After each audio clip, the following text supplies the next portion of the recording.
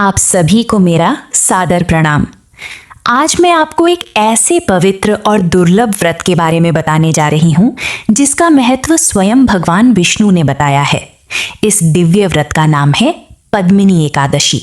इसे पुरुषोत्तम एकादशी भी कहते हैं क्योंकि ये अधिक मास में आती है। ये एकादशी इतनी पुण्यदायी मानी जाती है कि इसके प्रभाव से मनुष्य के जीवन के बड़े बड़े दुख भी दूर होने लगते हैं। ये एकादशी हर वर्ष नहीं आती, ये केवल पुरुषोत्तम मास यानी अधिक मास में आती है। इसलिए इसे अत्यंत दुर्लभ और सभी एकादशियों में श्रेष्ठ कहा गया है।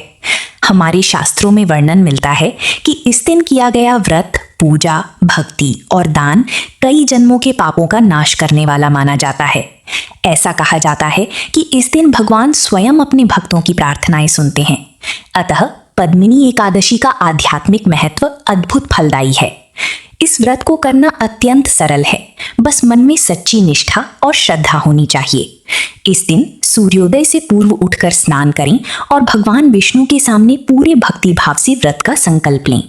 भगवान विष्णु और माता लक्ष्मी की पूजा करें। उन्हें पीले वस्त्र, पीले फूल, अक्षत, धूप, दीप और तुलसी दल अर्पित करें।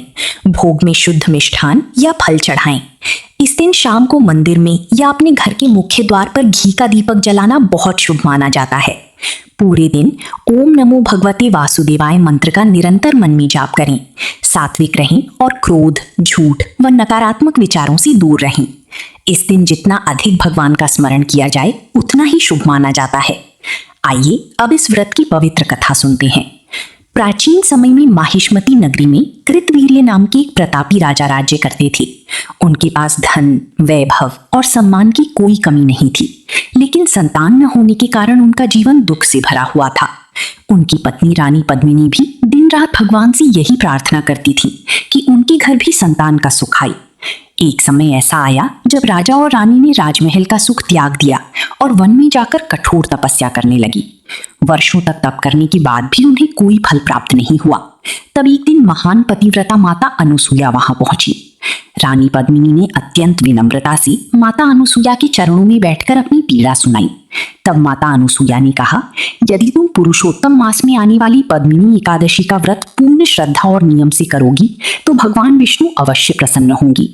रानी पद्मिनी ने पूरे विश्वास और भक्ति के साथ ये व्रत किया। उन्होंने पूरी रात भगवान विष्णु का स्मरण किया, भजन गाए और अपने मन को प्रभु चरणों में समर्पित कर दिया।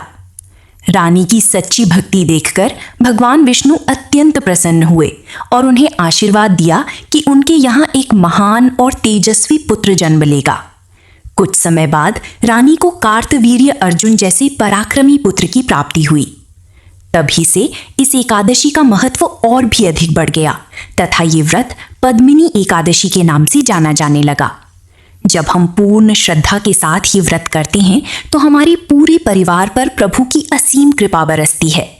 तो चलिए इस बार की पद्मिनी एकादशी पर हम सभी मिलकर ये व्रत रखें और भगवान विष्णु से अपने परिवार की कल्याण की प्रार्थना करें। विश्वास रखिए, आपकी सच्ची श्रद्धा और भक्ति कभी व्यर्थ नहीं जाएगी। प्रभु की कृपा से आपके जीवन में सदा सुख, शांति, समृद्धि और सौभाग्य का वास बना रहेगा। ओम नमो भगवते वासुदेवाय।